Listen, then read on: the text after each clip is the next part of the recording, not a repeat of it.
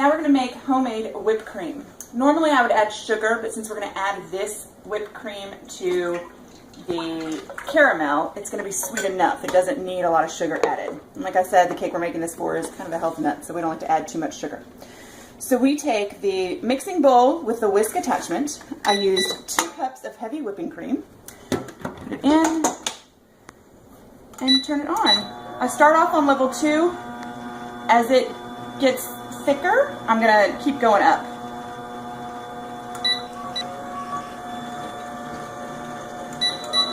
And we're just going to let the mixer do its work and wait until we get stiff peaks, that when you pull the whisk out, they stay in formation.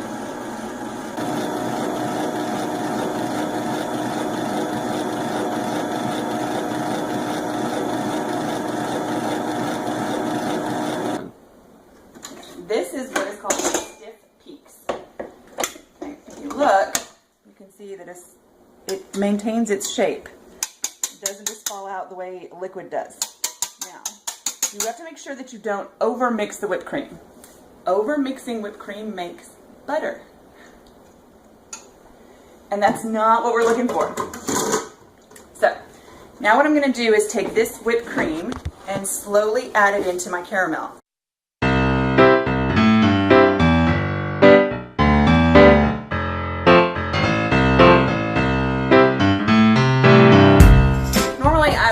Make my own whipped cream, my own caramel, but this was kind of a cake on the fly.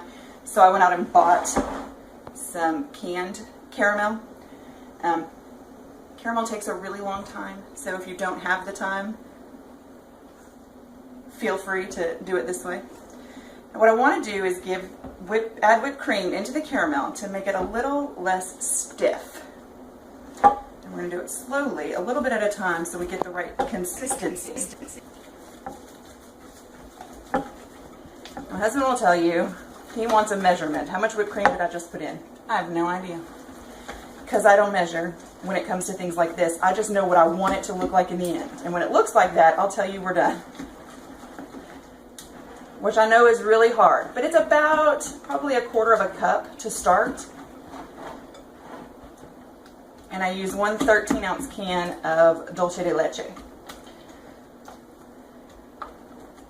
So you see how it gets that nice caramel color instead of that thick, dark color.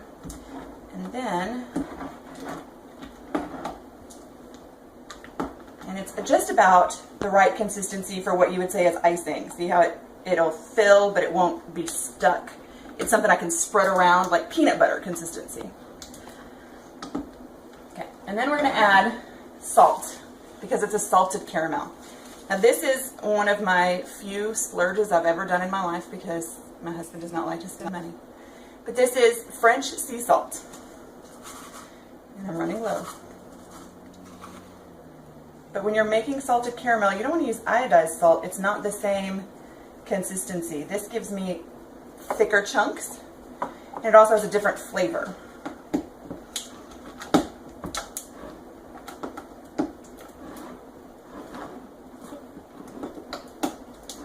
One of the things I will also always do is keep little plastic spoons so that I can try it and make sure that I've got enough salt and that it's not too salty.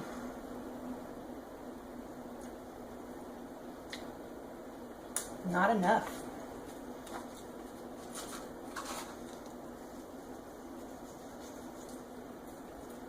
You really have to flavor to your own taste.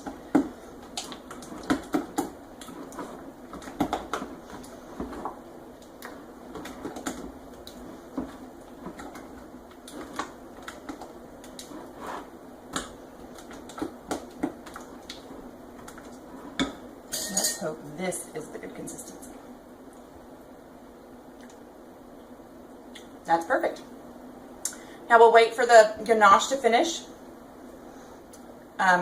hardening up on the wall built in the cake, and then we'll fill it with this caramel.